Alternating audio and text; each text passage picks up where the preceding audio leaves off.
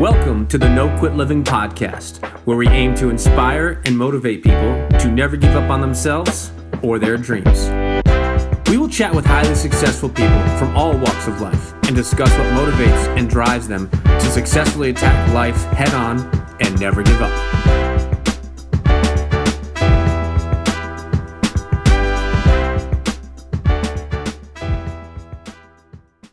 Welcome to episode number 32 of the No Quit Living podcast. I'm your host, Christopher J. Worth, and today's theme of the day is perseverance. Our quote of the day comes to us from Josh Shipp. Perseverance is stubbornness with a purpose. Today's episode is sponsored by thebilliondollarbody.com. Men, are you looking to up-level your business? Are you looking to meet and connect with highly influential people? My good friend Nicholas Bayerly is hosting the #1 men's event this July 14th, 15th, and 16th in San Diego, California. Billion Dollar Body Live. Hear from expert entrepreneurs and surround yourself with like-minded men. Go to BillionDollarBodyLive.com to get your ticket. Once again, that's BillionDollarBodyLive.com.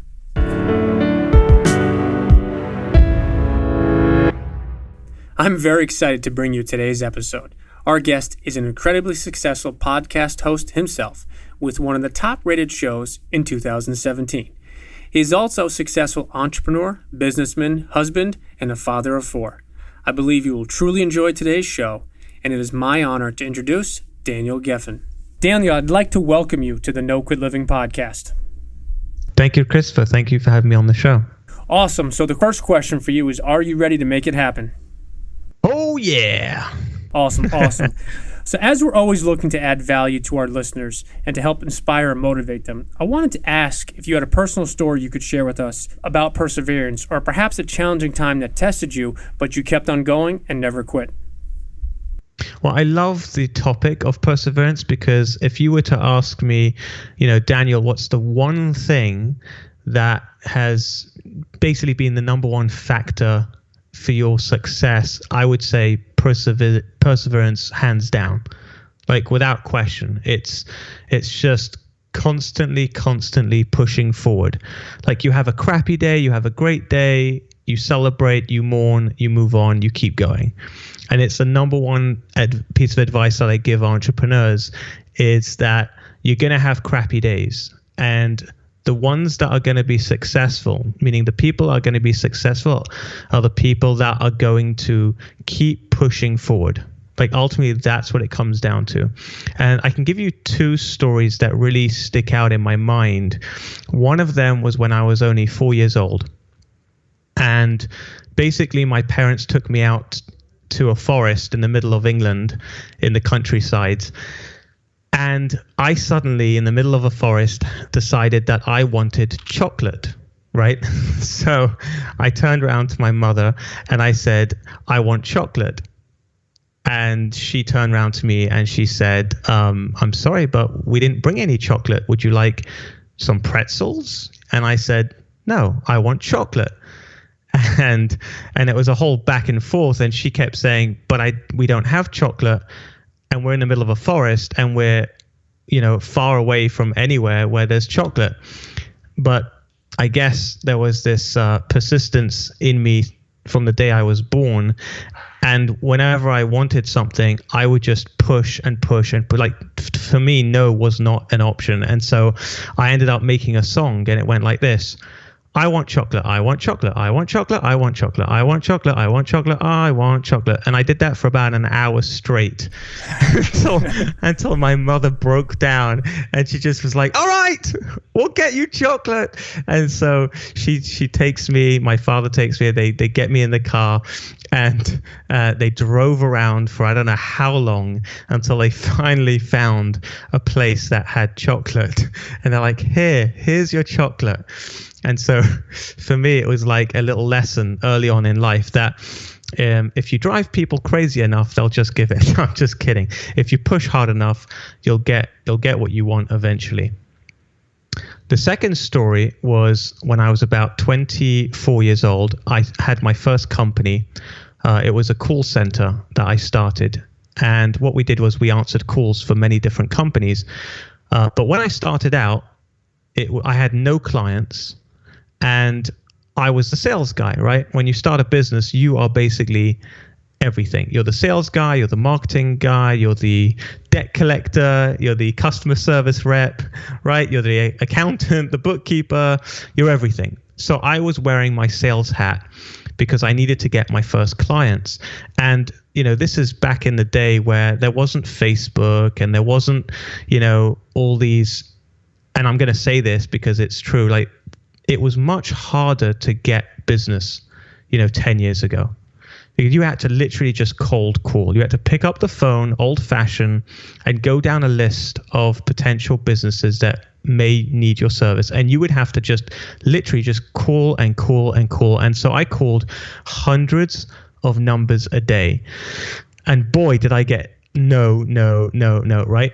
And my philosophy was, unless you tell me, go jump in a cold lake and drown yourself, I'm going to call you back, right?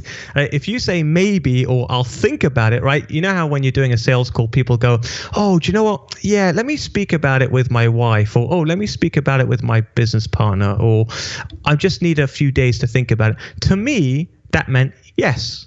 Like, you didn't say no, so I'm going to call you back. And I would call people every single day. And so there was one particular person called Gary who I called every day for about 7 days. And on the 7th day, Gary just loses it with me. He just goes, Daniel, let me give you some advice.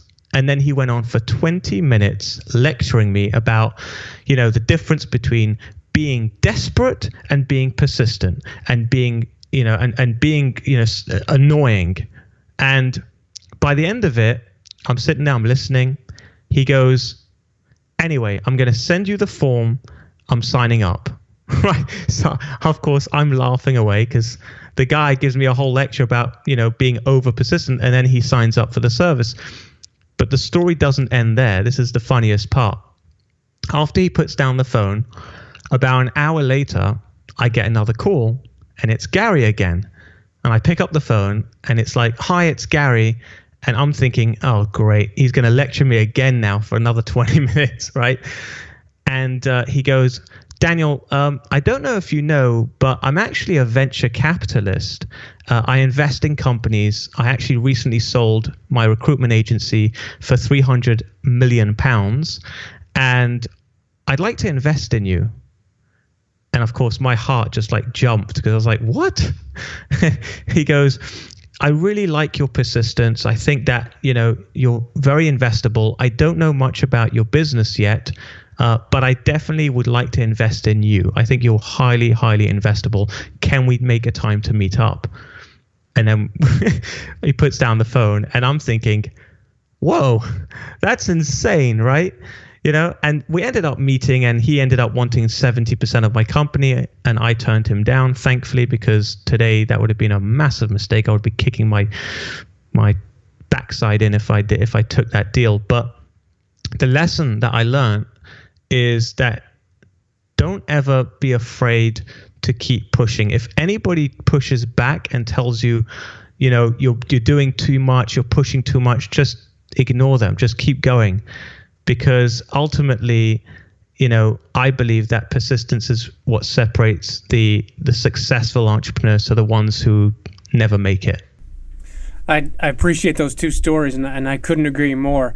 I think it is all about persistence. And you bring up a good point, is if somebody gets to the point where they tell you, as you mentioned, to jump in the lake, or if they tell you, look, take me off this and never call back, that's a different story. And that's when you should stop and take them off of your list. But a lot of people need to think about things. And the challenge is how many people take copious notes and say, okay, I'm going to call back Daniel, or I'm going to call back Gary a week from today. And it's all about the follow through, but it's all about the persistence.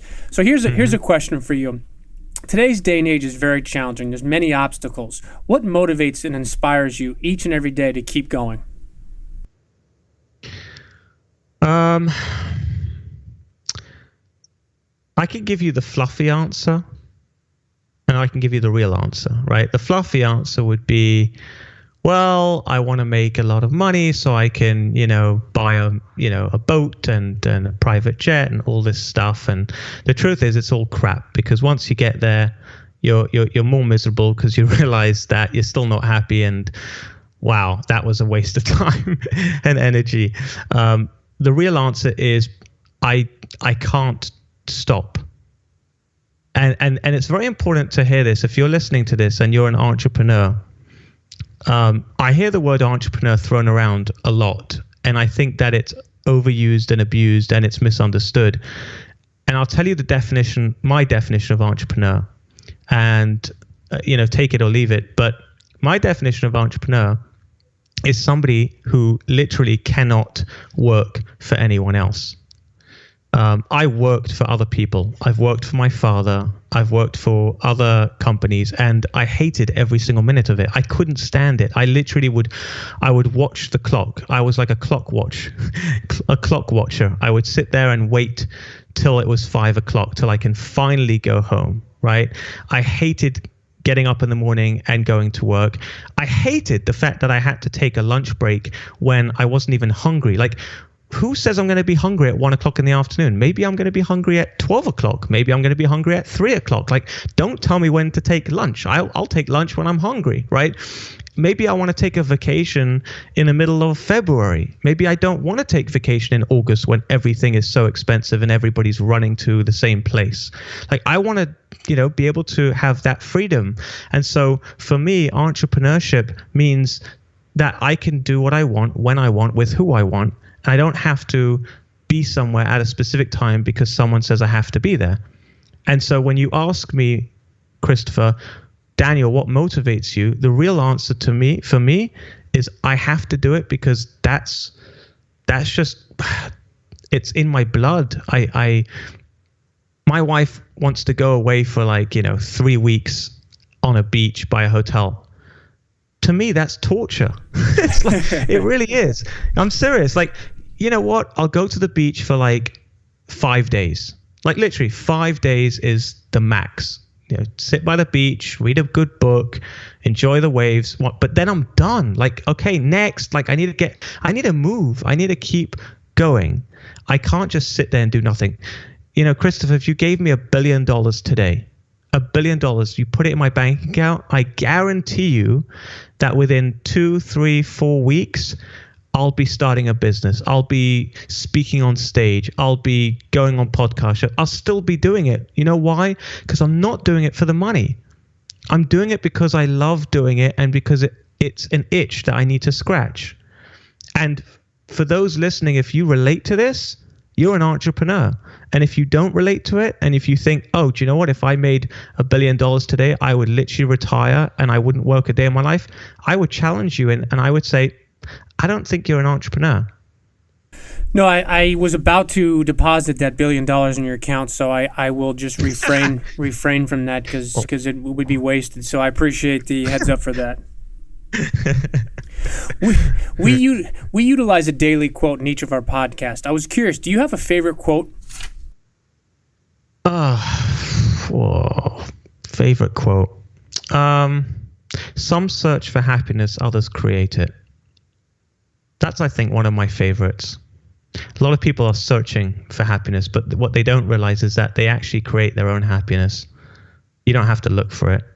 That's a great quote, and I think one of my mentors happens to be John Maxwell, and he talks about that in regards to you need to create your own happiness. Other people can make you happier in some instances. A job can make you happier in some ways, but you have to be ultimately happy yourself before anybody else can make you happy. So I appreciate you sharing that.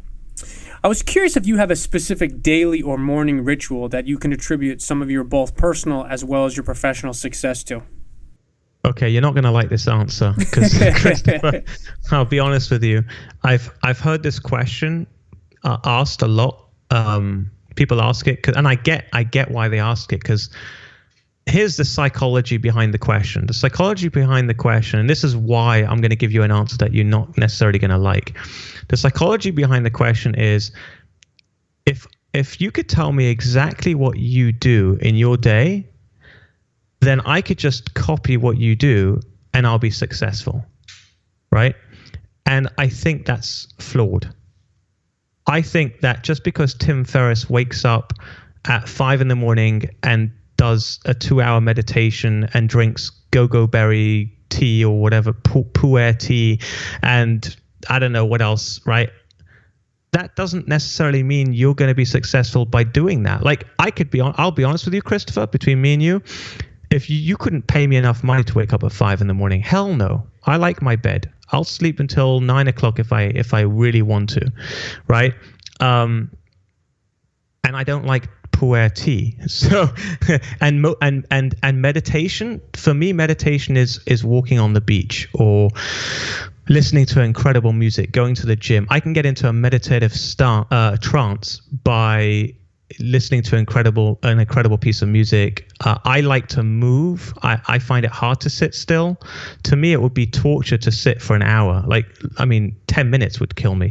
So it doesn't work for me. You know, Tony Robbins jumps in freezing cold. I don't even know how cold it is. It's like below zero, temperature water. Again, okay, Tony, that's great for you, but I'm not going to do that because I don't that's not for me. And there's so many different successful people out there that have completely different rituals, and they have, what it comes down to? Ultimately, it comes down to knowing yourself. And my answer to you is I don't have a daily ritual because every day is different for me. I really trust my gut. I go with my gut. If I need to sleep an extra hour, I'll sleep an extra hour. If I've got energy and it's 1 a.m, I'm not going to go to sleep. I'm going to use that energy and I'm going to take advantage of that moment where I've got that, that second wind. And when you're up late at night and you're all excited and you just can't go to sleep and you're like, I'm going to go and just work, go and do it, because take advantage of that. That's a moment where you've got your creativity doesn't come at will. Right? People who write books, they'll tell you this. I'm writing a book right now. It doesn't just come. You can't just say, okay, it's 5 o'clock in the morning. The owls are hooting away. The kids are sleeping. The wife's sleeping. This is the perfect time. Okay, brain, give me some creativity. It doesn't work. Sometimes it comes to you when you least expect it. Usually it does come to you when you least expect it, in the shower, when you're going for a run, right? So I'm sorry for the long-winded answer, Christopher, but that is my truth. My truth is that to me there is no rituals. It's just I go with my gut. I trust what I'm feeling and I perform. I appreciate your candor, and I think some of the reasoning behind that question, the reason I ask it is because we're looking to always add value to our listeners. What I find is that sometimes our guest might share something that makes somebody think a little bit differently. To your point, I'm not ever suggesting that someone should jump in a freezing cold tub just like Tony Robbins does. But what I've found is that we all take little different things from different people, whether it's a mentor we know personally or somebody we follow on social media. So I really like the aspect that you briefly mentioned is if it's 1 a.m.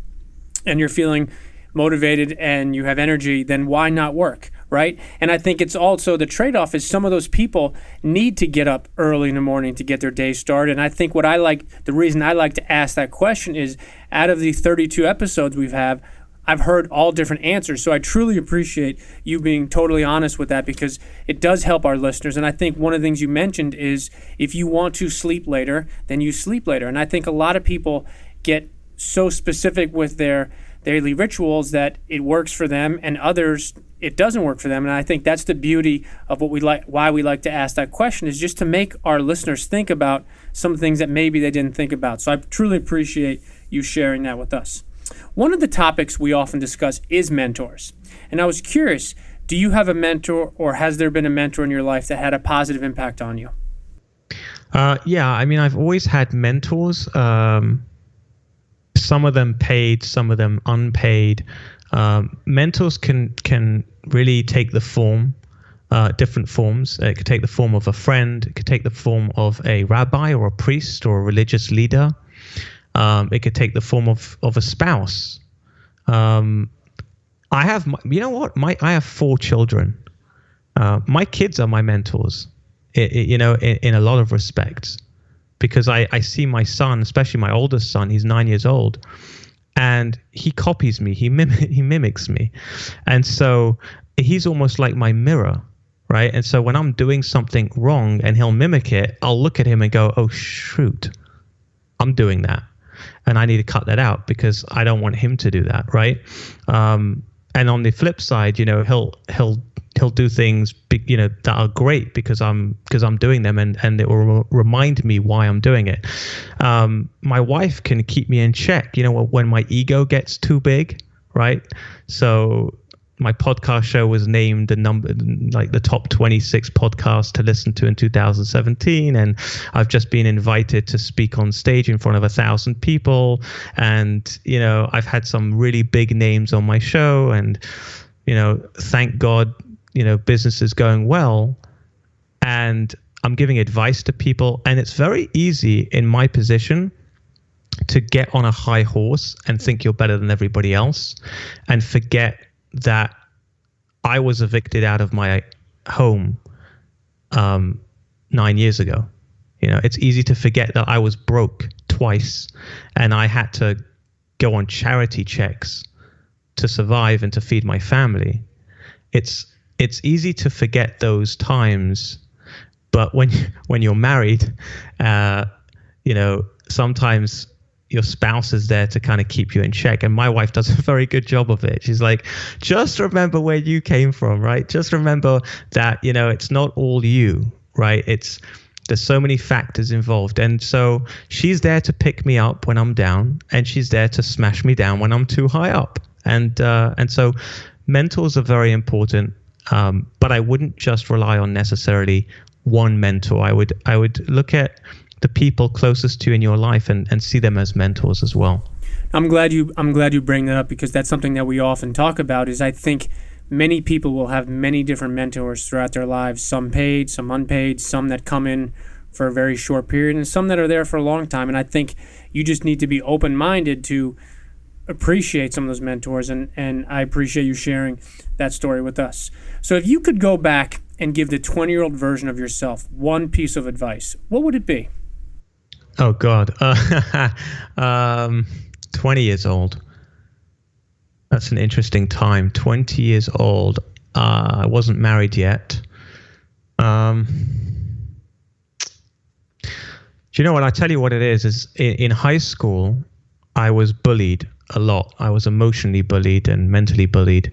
I was made fun of, and I was kept down a grade because I was a troublemaker, and people would call me dumb and stupid and ugly and all the names that you can imagine.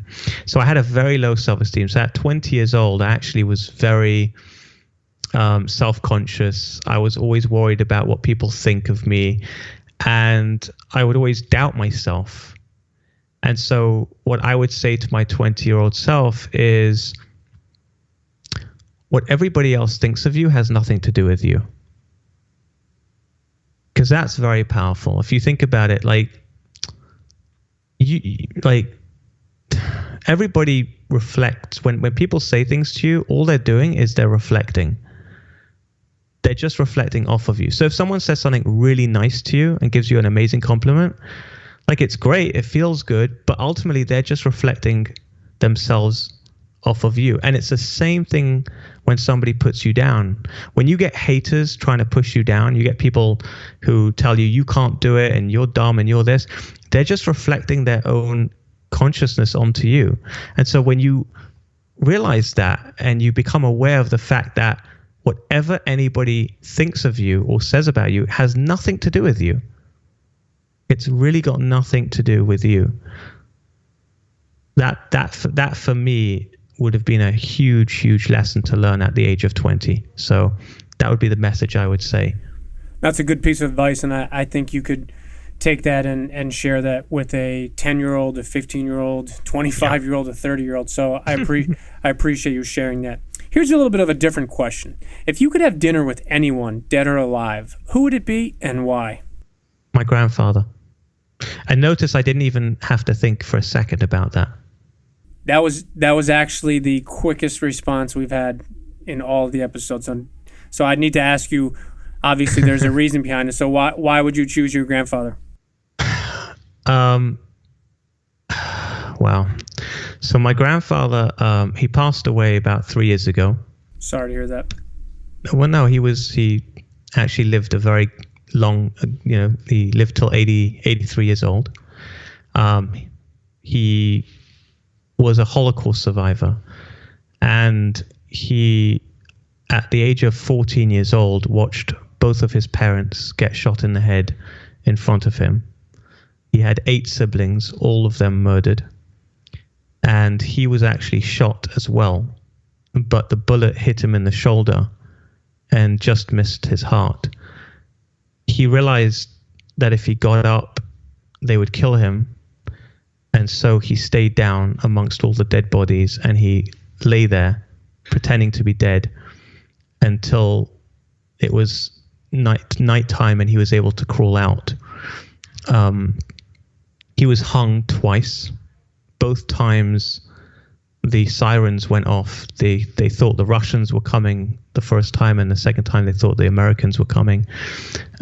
Both were false alarms, but my grandfather was able to escape. On another occasion, my grandfather was about 15 feet from the gas chambers, and there was a Nazi soldier standing next to him, and his horse made on the Nazi's boot. And the Nazi told my grandfather, who was the one closest to him, come out here, you dirty Jew, and clean my boot. And so my grandfather came out of the line, bent over and cleaned the boot. And then afterwards, the soldier said to my grandfather, get out of here. So my grandfather was a walking miracle. Like, open miracles happened to him, and he was destined to survive. And here's the thing. Of all the people that I've interviewed on my show, I've interviewed now 93 very successful entrepreneurs. I've interviewed billionaires, multi-millionaires, athletes, champions, you name it, business icons. And in my mind, none of them inspire me more than my grandfather. My grandfather had every single reason to give up on life.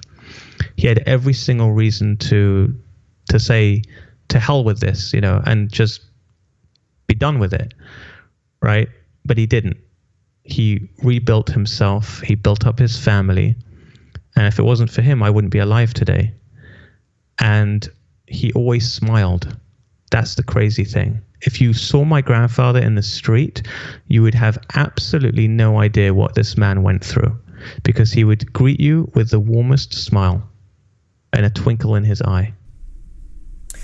Well, I did not expect that as far as the story, and I got to tell you that he sounds like an incredible person. And the title of our show, No Quit Living, your grandfather epitomizes that concept. And you talk about opportunities where people should have and most people do give up. He clearly didn't. And it's one of those things that we share all the time on our show is people always have it worse. And you never know what someone's going through, but you always have the opportunity to positively impact somebody. And the fact that you share that nobody would ever know what your grandfather had been through because he always greeted everybody with a warm smile, that literally just makes me smile so much just listening to that story, not from obviously the tough parts of it, but the perseverance concept and the fact that he could have and should have given up so many times, but he didn't. And the fact that you were appreciative of him, and the fact that you mentioned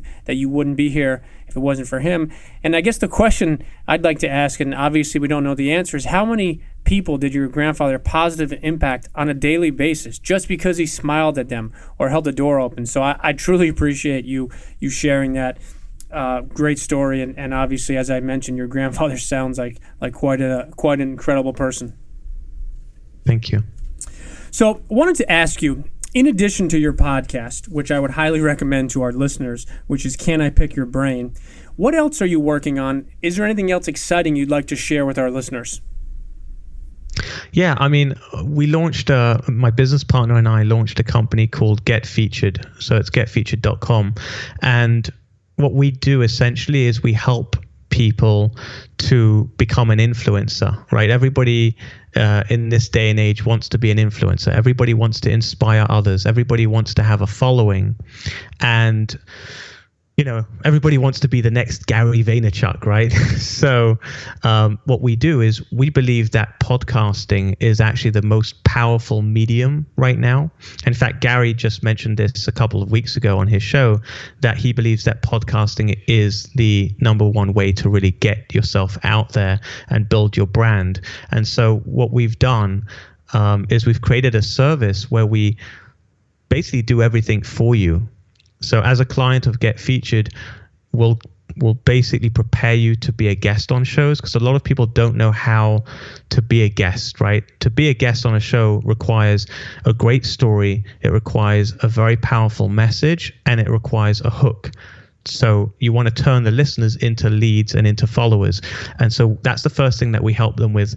The other thing that we do is we then create them a bio sheet, right? So Christopher, as a host, you know this, right, very well. You get pitched all the time, and people don't really know how to pitch themselves. Usually it's very selfish and it's very self-absorbed, and it's usually, oh, I'm writing a book, I'd love to come on your show. And we get, as podcast hosts, we get pitched all the time, and unless you have something unique, you're just going to get sent into the junk folder, right?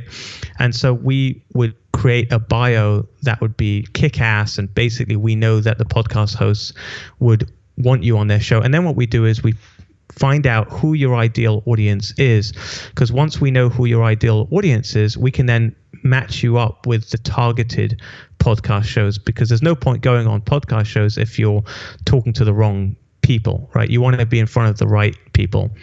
And then what we do is we then pitch you to all of the hosts. We then manage your calendar, and we then schedule you. So you don't have to do anything. All you have to do is turn up, show up at the time that you're scheduled, and boom. And then what we do is we then promote your show to all of our followers. We've got about 80,000 followers. So, the host gets a nice amount of downloads, spike in downloads, and of course the client gets more exposure.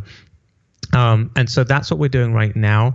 And we're actually writing a book for those people that can't afford the service right now, but they want to do it themselves.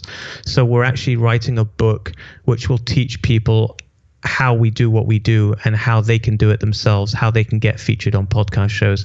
And the book is going to be called Get Featured, right? And for those listening, if you want to get on the waiting list for that, because we're going to be giving away free copies to the first people that sign up. So it's getfeatured.com/book. So just go to www.getfeatured.com/book. Just put your email in there, and we'll send you a free copy of the book once we release it. I wish I had that book about 6 months ago, so I appreciate the fact that you're doing what you do. And I think it is very interesting, and I did read that article where Gary Vee was featured in talking about the power of the podcast. So last question I have for you is, do you have any parting words you'd like to give to our listeners? Yeah, I always say this at the end if I'm ever asked, what's the one thing you want to leave with your listeners? I would say it's this. Take one thing. Take one idea, one thought, one inspirational thing you heard, if you did, during this interview, and go and put it into action. Because a lot of people tend to listen to podcast shows, and they read a lot of books, and they watch YouTube videos, and they get very inspired, and they get lots of ideas, but then they don't actually take action. They get too overwhelmed by all the information. So my advice is always just take one thing. Just take one thing that you thought of during this interview, and you said, oh, I should do that. Do it. Go and actually do it. That would be my parting words. I appreciate you saying that. That's one of the things we talk about all the time on our show is it's good to listen, it's good to watch, it's good to read, but it's so important that you actually take action. So I'm glad you said that. For our listeners that do want to connect with you, what's the best way for them to follow you or connect with you? They can go on Facebook. I spend a lot of my time on Facebook, so they just go to Daniel Gefen. Just search for Daniel Gefen on Facebook, and they'll see me with my cheesy smile in front of a microphone. That's how you know it's me. And Gefen is actually one F, so it's Gefen. You can also follow me on my podcast show. So if you go to danielgefen.com, which is my name.com, you could download my episodes there. Or if you have an iPhone, which statistically probably 70% of you have, you can just go onto iTunes and type in "Can I Pick Your Brain?" and you'll find my episodes there.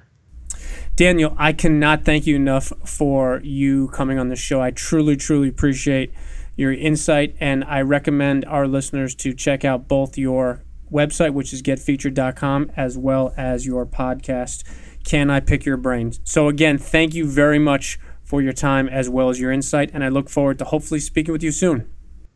Christopher, it's been an honor and a pleasure to be on your show. Thank you for having me.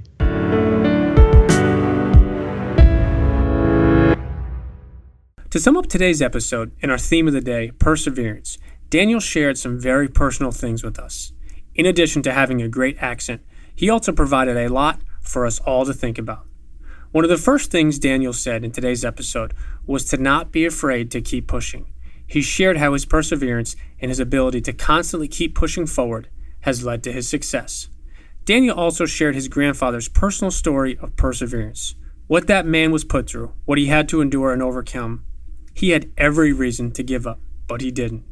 Daniel also mentioned that even though this man had been through some horrific experiences in his life, he always smiled and greeted everyone with a warm and kind smile. In his parting words, Daniel shared something that I think we should all follow. Daniel spoke about the importance of action. So to our listeners, I challenge you today to take one piece of advice, one suggestion, one idea, and to do something. Take action. Don't just talk, think, or hope, but do. Take action today and go for your greatness. And lastly, to our listeners, thank you. We truly appreciate your time, and we hope our episodes inspire you to keep on attacking life and never giving up.